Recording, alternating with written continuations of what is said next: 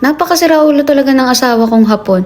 Yung kinuha niyang bulaklak para sa akin nung birthday ko is si Otto-san ang nagbayad. Tapos akala nga ni Otto-san magpo-photoshoot na ako that time. Kaya may dala-dala siyang camera. So what's up mga kabansot? It's me, Pamela in Japan. Sabi ng asawa ko, pupunta daw si Otto-san kinabukasan. Kaya dali-dali ako naglinis. Tapos pumunta na rin kami ng Costco para bumili ng mga kakainin namin. Alam niyo pinakamasarap dyan yung salad roll. Yan o. Sobrang healthy niya and pwede siya pang diet. Tsaka mabubusog ka talaga. Nakakatuwa talaga tong asawa kong hapon kasi tinutulungan ako sa mga gawaing bahay. Struggle is real talaga sa paglilinis ng hipon. Diyos ko, dahi. Pero dahil request nga to ng biyanang kong hapon, iluluto ko ulit para sa kanya. ヒグだって Oh!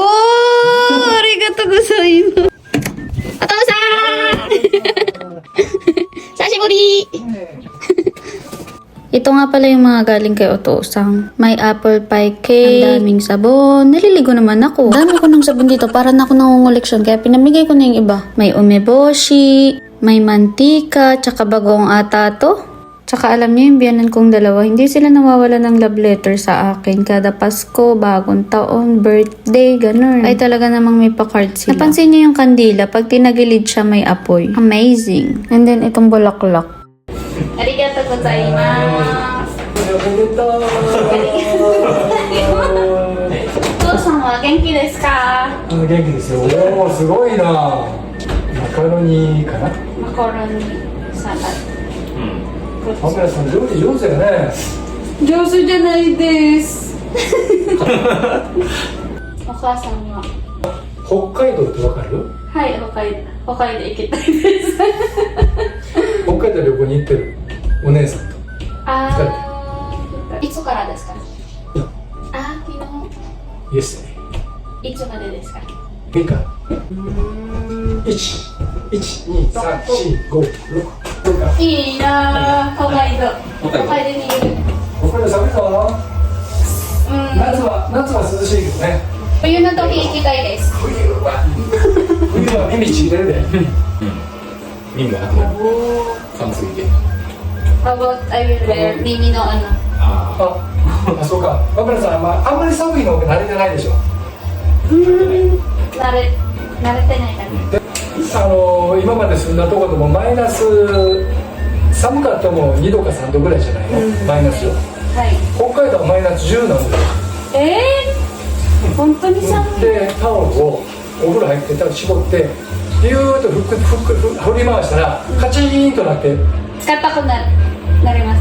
Malayo nga ang Hokkaido at pag pupunta ka nga doon ay mag-airplane ka talaga at sobrang lamig nga doon. Pinakamalamig na parte sa Japan. Kaya ayaw ng mga biyanan ko papuntahin ako doon ng winter. Sabi nila mas maganda daw pag summer. Pero nakita ko nga sa vlog ni Janela na sobrang ganda doon pag winter. Sabi ni Papa basta pag pupunta daw ako doon wag daw ako magdadala ng crop top or yung mga pang-baby ko doon na damit. Alam niyo sobrang swerte ko sa biyanan ko. Ang bait nila sa akin lalo na si Otto-san wala akong masabi. Yokasan naman or si Mama, medyo stricta pero mabait naman sa akin kasi sinusunod ko naman lahat ng gusto niya. Kailangan mo lang talaga makiramdam or makisama kung anong klaseng tao ang kaharap mo. Kay Otto-san, hindi ko kailangan mag-adjust kasi pareho lang sila ng ugali ng asawa ko. Tinatanong niya ako dyan sa video kung may stress daw ako sa anak niya, ilabas ko na daw. Iputo ko daw yung plastic na lobo sa asawa ko.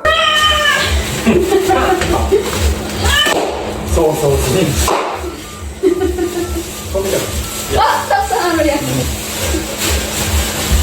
パメラさん友達作るのうまいね Bilib nga sa akin si Otto-san kasi kahit saan daw ako mapunta, madali daw ako makahanap ng kaibigan. Tignan niyo yung mag-ama, hindi talaga sila magpapapigil at tutulong talaga sila sa pag-prepare ng pagkain. May dalangang camera si Otto-san kasi kala niya that time magpo-photoshoot na ako. Ang bait, diba? Pero hindi pa nga ako nakapag-decor that time kasi kinabukasan pa nga yung birthday ko at sobrang busy ko din that time. Pero sobrang na-appreciate ko talaga si Papa, napaka-supportive. Nagluto nga lang pala ako ng macaroni salad at buttered garlic shrimp tapos yung iba binili ko na lang sa labas. Actually, gusto daw akong i-surprise sa birthday ko ni Otto-san. Kaya lang sabi ng asawa ko, ayaw ko daw ng bilang bisita kasi nagje-general cleaning daw ako kapag may bisita. At saka, ang hirap naman kung walang kakainin yung bisita mo. So, pagkatapos nga namin kumain, pumunta na kami sa flower shop kasi bibilan daw ako ng asawa ko ng bulaklak. O, diba? Hindi man lang marunong mag-surprise, sinasabi sa akin. Sobrang mumura nga ng mga halaman at bulaklak dito sa binibilan namin. At sobrang gaganda din. Naalala ko nga si Mama Aiza, nagandang-ganda sa halaman ni Saito na katulad nito. Sa susunod na balik ko dito, bibilang ko siya ng ganito. Pinapapili nga ako ni Otosa ng sombrero, tapos tawang-tawa sila nung sinukat ko. Sabi ko, ito yung nagustuhan ko, heart finger.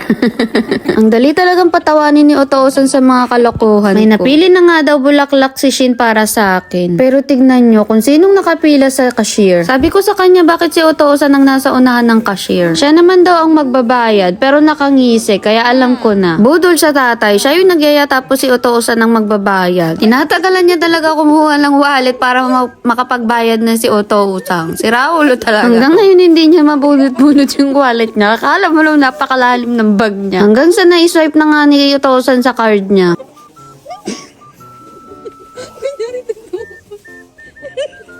Nagay na.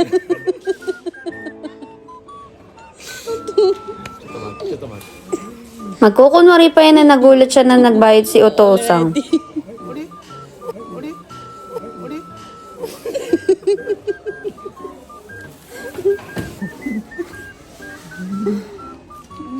You let Otosang pay.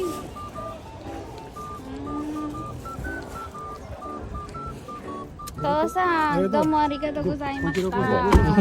ありがとう。気をつけてください。どうもありがとうございました。Yun lang for today's video. Mimigay po ulit ako sa GCash sa mga palaging nagre-react, nagsishare, nagko-comment, nagsisave, nakapollow sa TikTok, Facebook, and everything. Thank you for watching.